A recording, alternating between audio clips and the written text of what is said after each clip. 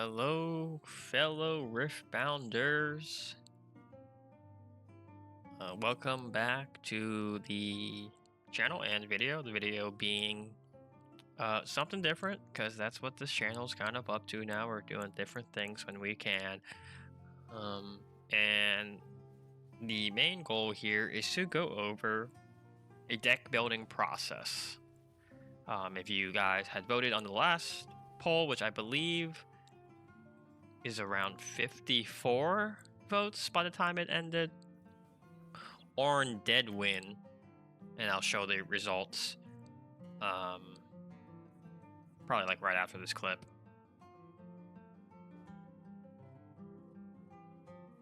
So first of all, I want to shout out this website. This website is amazing. They just went ahead and updated the deck building behind it. The deck building or the website, I'm sorry, is Piltover Archive. If you are new to Riftbound, I highly recommend going to this website to build decks.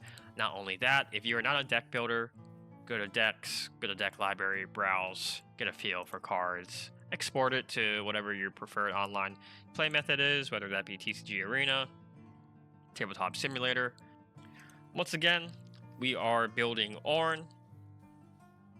Let's go ahead and pick his base art.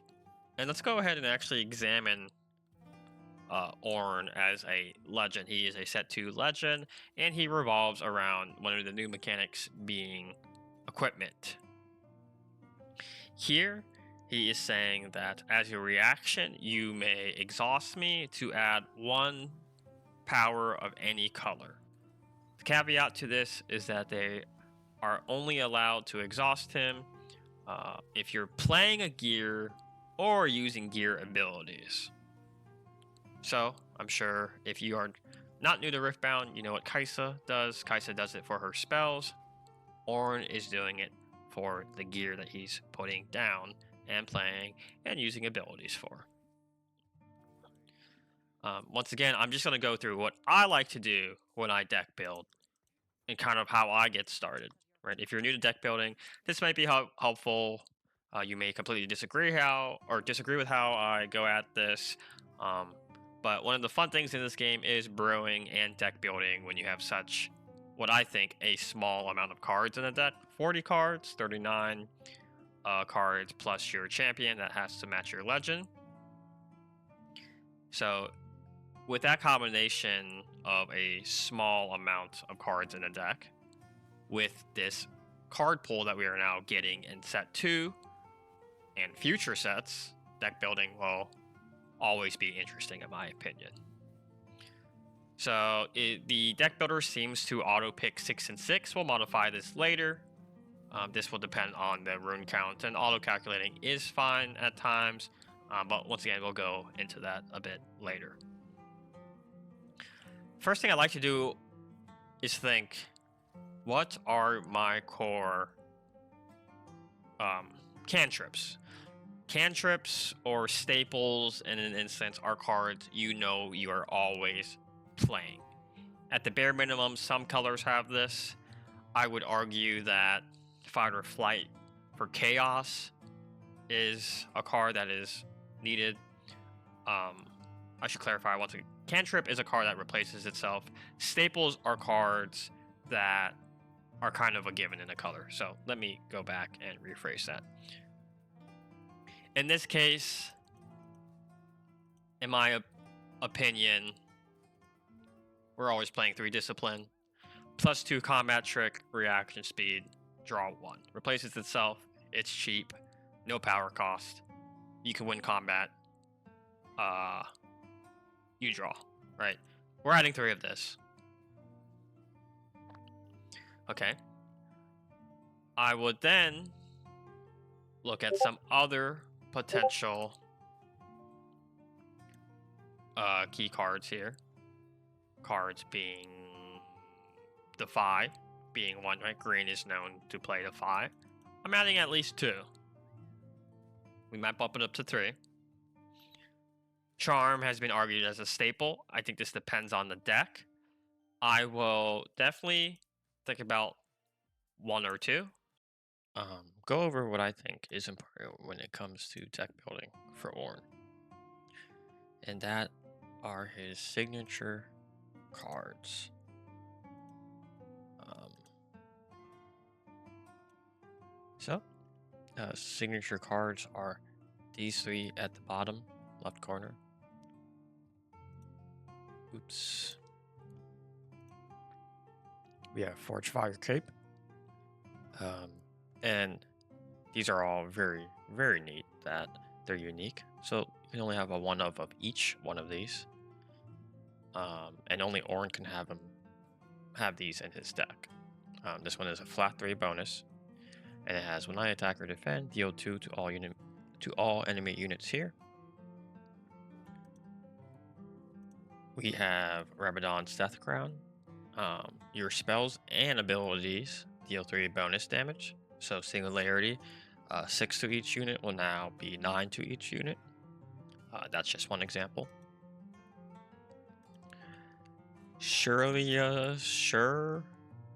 Elia's Requiem. It's +2 might when equipped, and all units here have ganking. So if you're holding at a battlefield with multiple units, and you just want to send 1 or 2 over to the other battlefield, as long as one of them has this item on, they can go ahead and gank. So when looking at these three, I'll be transparent and say that I have already been playtesting with a spell slinging version of Ornn. So I think I'm going to stay away from that, for right now at least. I'm going to go ahead and add Forge Fire Cape. I think this is just... Overall, I think this is his best one, right? That is very flexible. Add one of those. And I want to go for like a go tall hold style, which can be slow in points because you're just getting the holding point. But if you, for example, hit 7 points on a hold, and you need to get over to the other point, this ganking can be useful, from what I'm thinking of. So I'm going to go ahead and add this card. So we have his 2 signatures, and Ornn is very good with gear in general, so we should probably add more gear. I'm going to go ahead and add Guardian Angel so we can protect our Ornn. I'm going to go ahead and add 3. And to make this deck what I think is a very fun card, and I'm not sure if it will be good or not, is this piece of equipment. This is saying that when this is attached to a unit, you're going to copy that unit's text to this equipment text.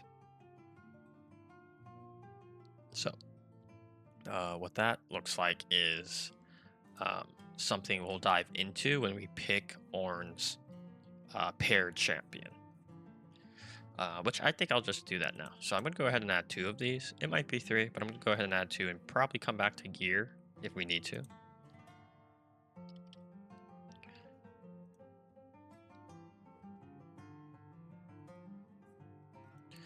This will be the Ornn paired legend that we will be using. He is a 6 rune for 4 might. He has Deflect 2, Weapon Master, which is a new keyword in this set. When you play a card with Weapon Master, you can equip one of the equipment in your base to that unit for 1 less power. And what's really neat about this card is that he gets +1 might for each friendly gear that you have. And that does not mean it has to be equipped to him. So if I have gear on other units, he will still get a +1.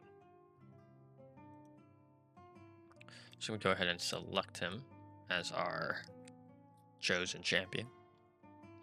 And from here, I'll go more into this combo or idea. I'm not sure if it's more so a combo. Here, we're going to go ahead and attach this so that Deflect gets added. So he's going to have Deflect 4. And I should go over Deflect if you're unsure what Deflect does. Deflect means that an opponent has to pay an additional power to choose them with an ability. So for example, if you choose him with Hidden Blade, which is a kill unit, draw 2 cards, they would have to pay at the bare minimum 2 power just for targeting him. And then let's say we defy that. Well, now they're 2 power down and get no benefit from that. And we make things worse for the opponent because of this equipment. Once it's attached, it's going to get deflect 4. Not only that, but Ornn's text, as uh, Songer says, will be copied over, which means that he will get +1 might for each friendly gear. But yes, so it should be 2 from this because of the doubling effect and his own effect, so that would be 6. +3 would be 9. +1 because he has an equipment that's friendly, then plus another 1 because of the doubling effect. So yeah, 11 for 2 equipment, pretty good. Put a Guardian Angel on that. He will be at 14, I believe. Quick math.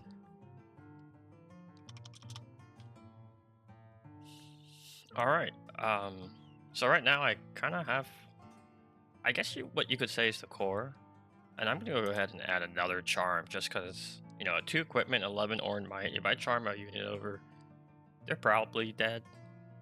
Or they're gonna have to put in a lot, like a cleave, since they'll be an attacker. So I'm gonna feel good with 2 charm, just to round things out, and then I'm gonna go ahead and add what I consider is a mine staple. If you can play this card, you should always almost play it, in my opinion.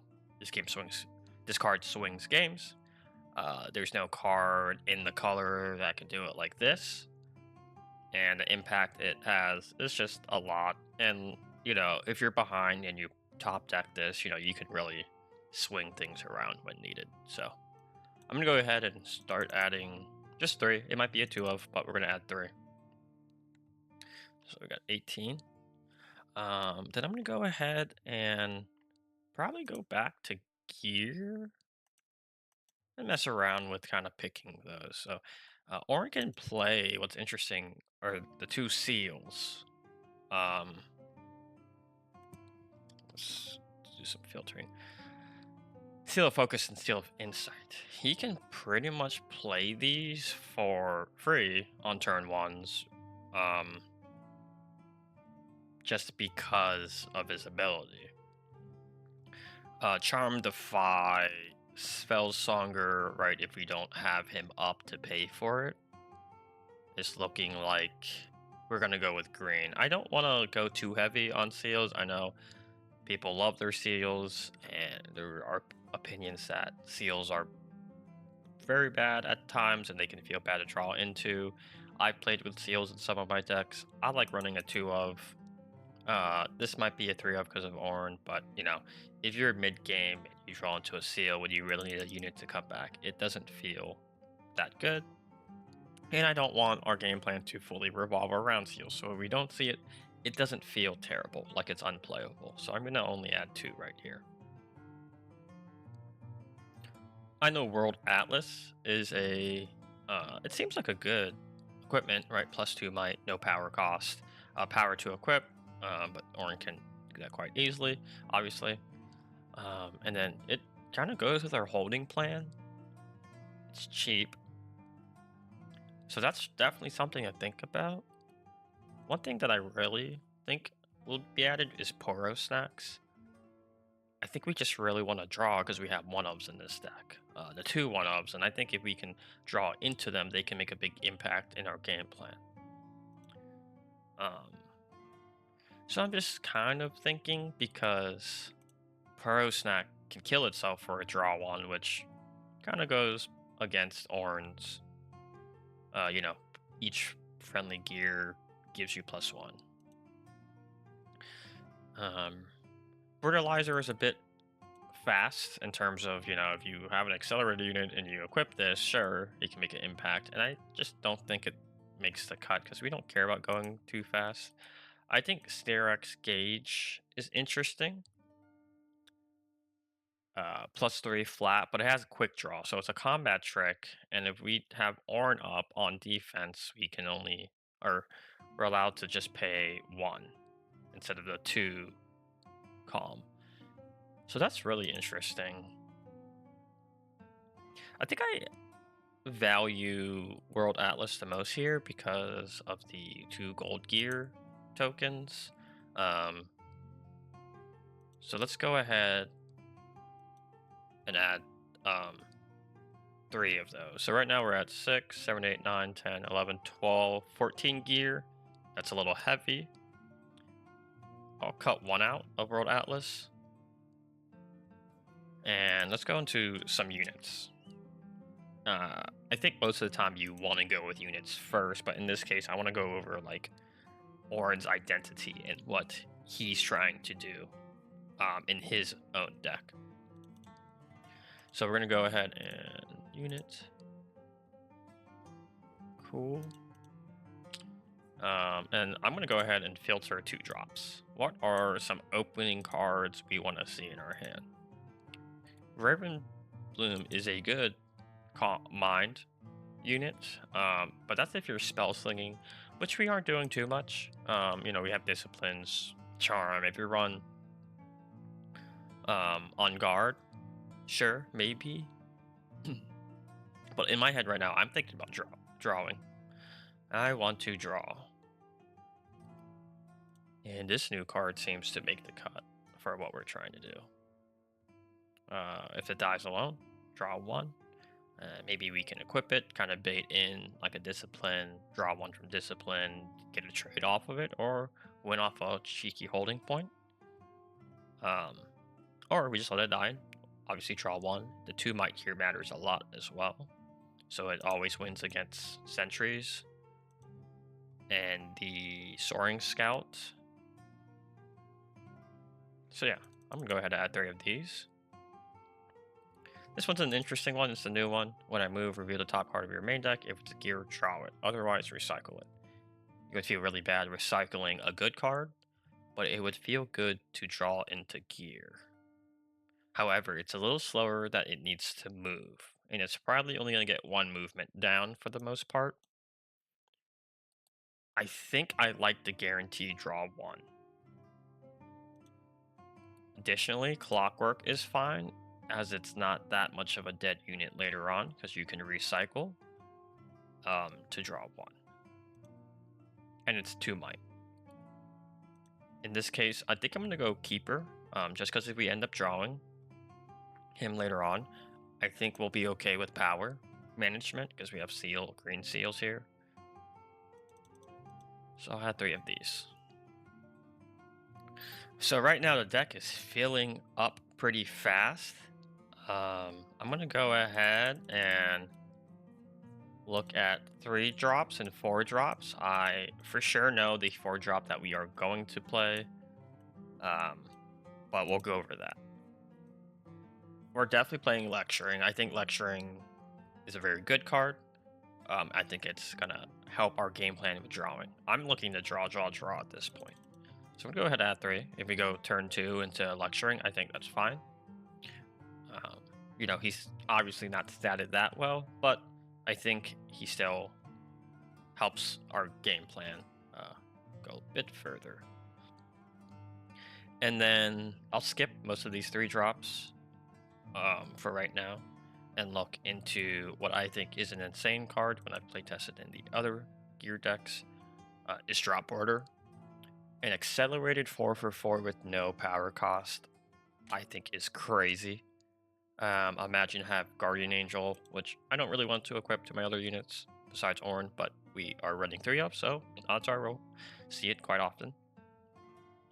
Play Drop Border because we have a Seal and Guardian Angel. Equip Guardian Angel, it's a 4/5 swinging in at a battlefield in the mid game. I think this card is super great in this deck, so I'll add 3 of that.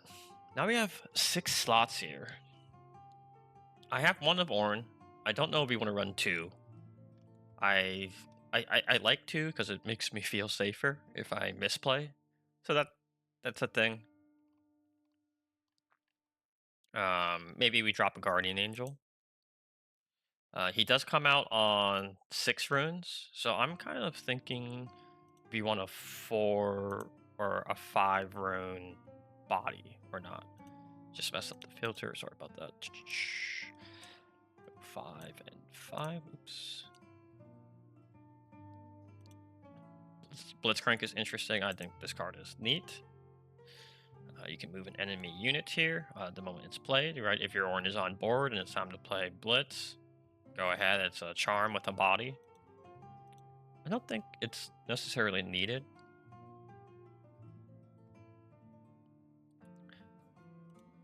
Jax is interesting because he gives your equipment quick draw.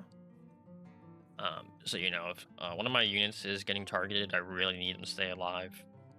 Maybe I go ahead and smack a Atlas on them and they get +2. I think he's combat trick heavy, obviously, because of quick draw, so I think I'm going to leave this out for now. I think Irelia, sorry, I forgot to remove the filter. I think Irelia is pretty good because of Deflect. I think this unit is just good in general. But if you choose to equip her, she'll get +1. So on a given turn, she's going to ready up in the beginning stage, so she's a 5 for 5, and then +1 when you equip her. But I think that's about it. She'll have 6 might. She's so prone to falling star, things like that, but she does have Deflect. Something to think about. Now this card is interesting and will be fun to play with. Gearhead has Accelerate, but it is a 5 rune for 3 might, super understated. However, each equipment attached to me gives double its base might bonus.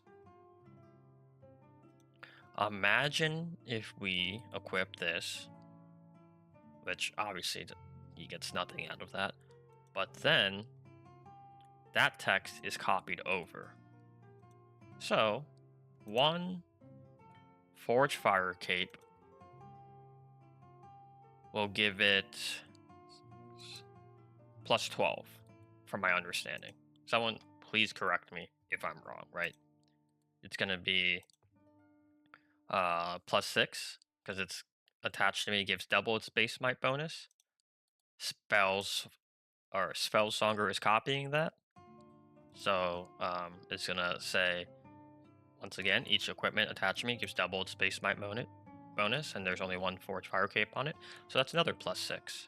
So that would be +12 plus its base might at 15. I don't know if this is good, but I think it will be fun. And if Ornn dies, we kind of need that backup. So I'm going to go 2 here. So right now, I'm liking this. And there's 4 left, and I think we want to run spells. Or I'm trying to think of spells to kind of fill out on. If they get big enough, we could stun them. If you want to protect Ornn more with a good spell, we can wind wall them. Or sorry, with a stronger spell than the Defy, albeit it is very costly. Do we want to hide and start drawing 2? I think this is a pretty good play, especially if we're running seals, because we can use our seal to hide to draw 2. Stupefy is a standard one. That is a draw 1. Smokescreen gives us more control in the early game if we're not looking too bright in terms of winning against aggression. Retreat will help protect our Ornn and help ramp.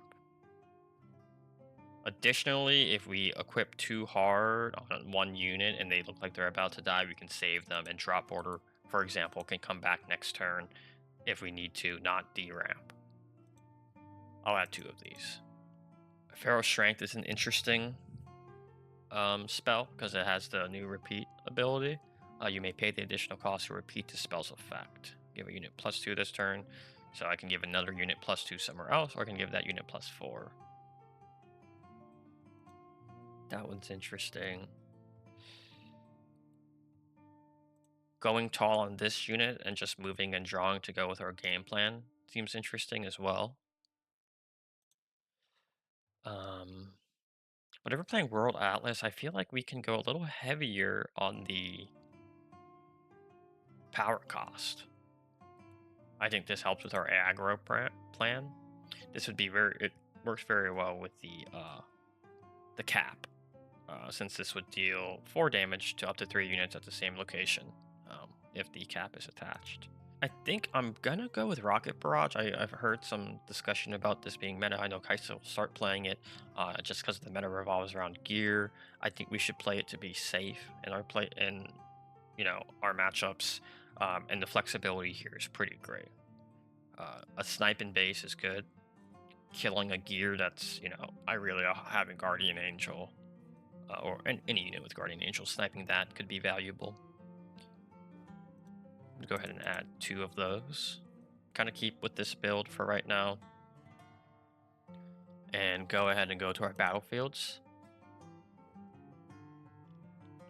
And kind of see what matches up quite well with our unit and what we want to do. So I'm going to go ahead and think about the new battlefields. Before I even dive into like choosing our battlefields, I want to go into the game 1, game 2, the whole best of 3 format when it comes to battlefields, because I think it's very important uh, that that's being explained, just because a lot of deck tech videos and deck videos I watch is more like, this is our game 1 battlefield, this is our game 2.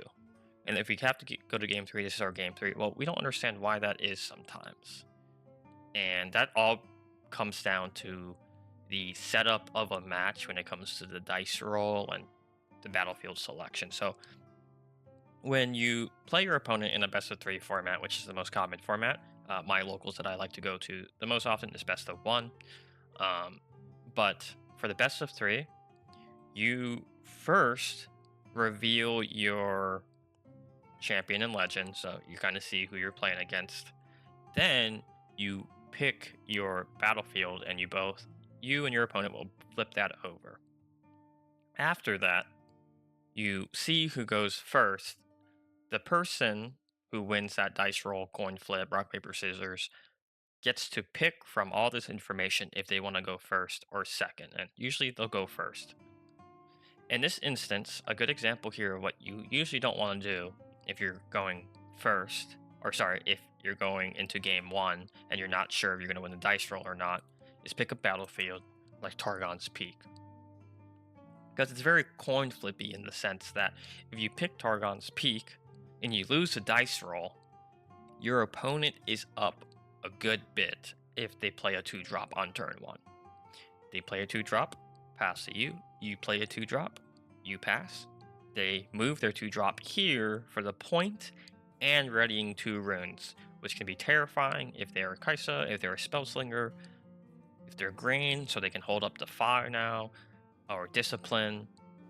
So this is one of those coin flips you don't want to go into in game 1 because you're not sure if you're going to win the the dice roll or not. So in this case,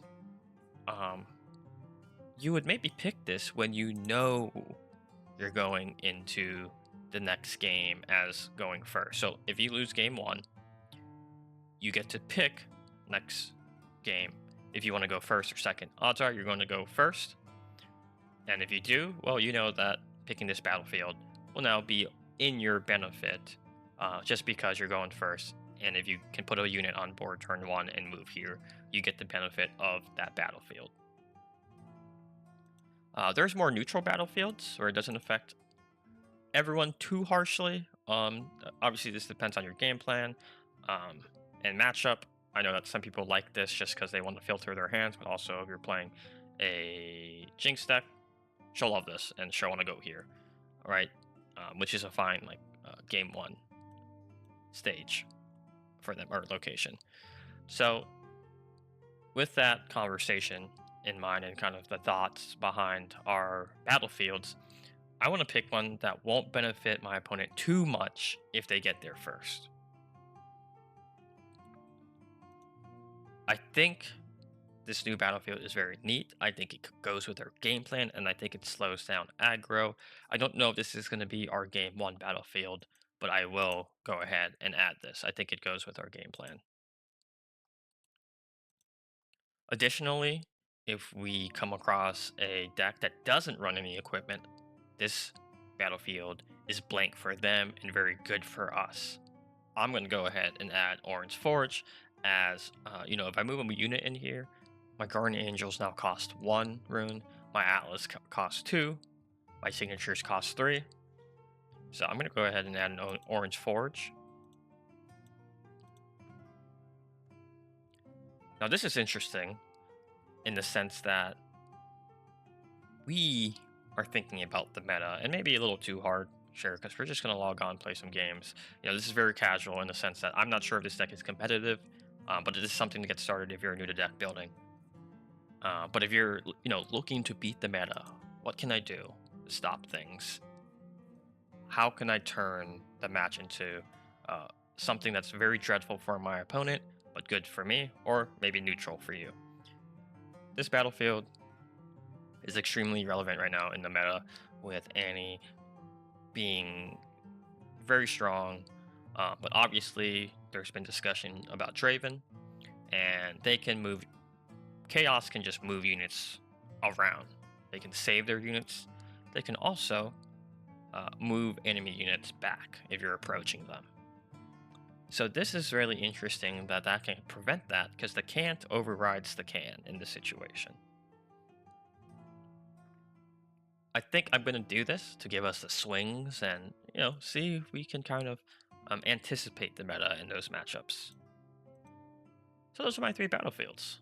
I accidentally clicked auto earlier, but after looking at my cards, I don't know how I feel about 6/6. Should be 6/6, sorry. Just because we have 2 accelerates that need mine runes, and we have a spell that needs a mine rune. Sure, we need calm for the fives and charms early, but I don't know how early we're playing charm. Playing the fire early is, you know, pretty good chance. Depends on the situation. But we have seals of focus here. And I just want to make sure we're not in a situation where we can't pay for an accelerate. Imagine Thousand Tail Watcher 1 turn, next turn, whatever 1 blue short, and we want to play Gearhead. So I feel better with a 7/5 on blue. Now, if you guys think this is wrong, please let me know. We're going to play test. We're going to see how that looks and feels. After that, I would like to go into the sideboard. Sideboarding, I know, is a tricky conversation, and picking the right cards due to how limited it is can be very hard. And I'm not the best at it because I play a lot of best of ones when I hop online. If I don't have time for best of 3, I'll play a best of 1. So I like best of 3 a lot, and I like the sideboarding. I love the the matchup knowledge and things like that. I'm gonna go ahead and dive into this with just thinking about certain things that if you're a newcomer, you don't have to think too heavily on. So one thing I'll add is a wind wall, just because this can stop any spell. So if it really gets brutal out there with singularities and time warps, wind wall might be able to save us. I like Adaptatron just to get some gear hate over, right? If they're running gear, when you conquer, he gets a buff, and you can kill a gear.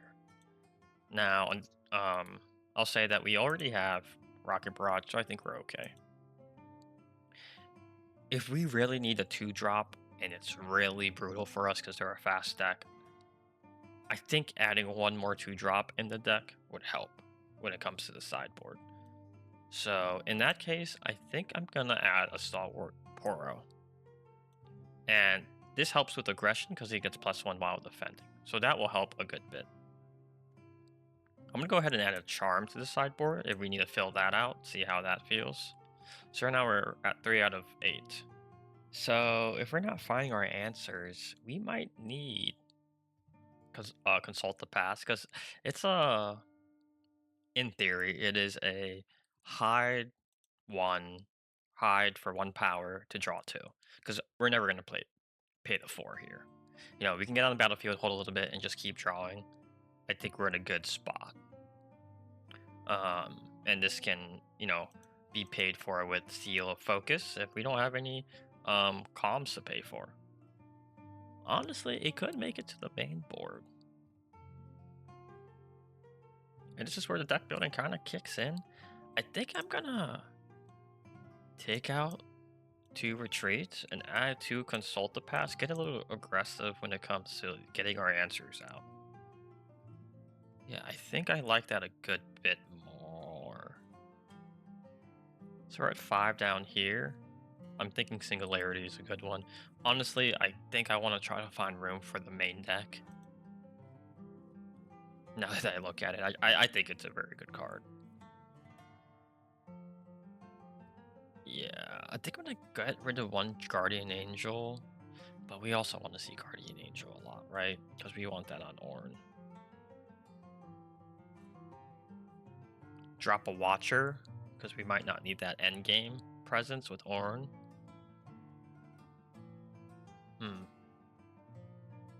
I think we're in a sideboard. At least 1.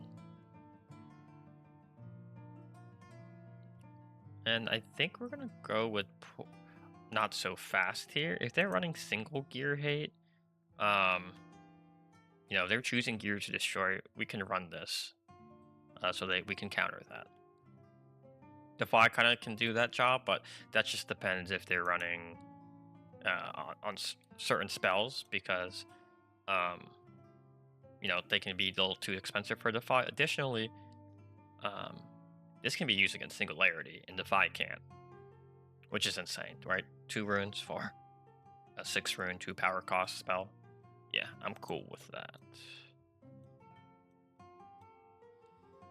So that's my sideboard right now. Right now, the main thing I'm thinking about is taking out this Guardian Angel and adding a Singularity. So here we are, again, after the runes and stuff, and I want to go back and think about maybe playing spells that can wipe board presence, because we don't really have that besides Watcher. And we have Barrage, but Deal 4 can sometimes be a little underwhelming. A good example is if they have like Darius in base, that they're at 5, and that's kind of hard to beat. If we're playing Yasuo's, that's not killing Yas. So I think I'm gonna drop a Yordle. Main board is Singularity. And like I said, I was already on Guardian Angel out of 3 of. But, we want to protect Ornn. So let's drop 1 Consult the Path. I think our draw is okay. And go 1 more Singularity. And I think I feel pretty good about this. So, this is the final list that I'm going with a Go Tall. It was, an end game like build at first. That was the idea, but I would say this is more of a mid-range to kind of be decent at all parts of the game. A drop order coming in accelerated. We have spells to help control the board state. Rocket Barrage for its flexibility. Thousand Tail for its end game. Of course, Ornn up here to get on board and kind of just be a presence and give us those holding points. We have Charm to get rid of those attackers, and we have consistent draw, I would say. Things like that I would value pretty highly in a Riftbound deck. In this particular case, Spiritforged, which I wanted to get into with the equipment mechanic, because that's one of the new mechanics, and I think that the previous poll was sharing how we wanted to focus on one of the new legends. The next video will definitely go into actual gameplay. I do have a best of 3 footage that I will be showcasing in the next video. I didn't want to add it to this one because it would be pretty long, and I figured You're just looking for deck building, then you can come to this video. If you're looking for gameplay, then be on the lookout for that. I already have several gameplay videos on TCG Arena if you're interested as well. But this showcase is built over archive, amazing website, new mechanics in set 2, and just a deck building process that a casual player like me goes through when making these for fun and uh, casual. But also, you could get some Nexus Knight wins, I assume, if you follow these deck building tips, in my opinion. So let me know what you think of the deck, the sideboarding, and the video overall. Um, and let me know if you're interested in any other champions slash legends. I know that I'm interested in a bunch of them, but um, more so the ones that are, you know, B tier or maybe low A tier. For example, Yasuo being one of those. I'm also thinking about going ahead and doing a set one, so Origins, and seeing what new toys and things they are able to interact with when it comes to set two. So kind of like a merge of maybe going back to Yasuo and seeing what new things he can do with these new cards, or going back to Timo and seeing what new hidden cards there might be. So if you're interested in that stuff, do let me know. I do have ideas for that as well. So if you do try this deck out, let me know how it goes. Thanks for watching.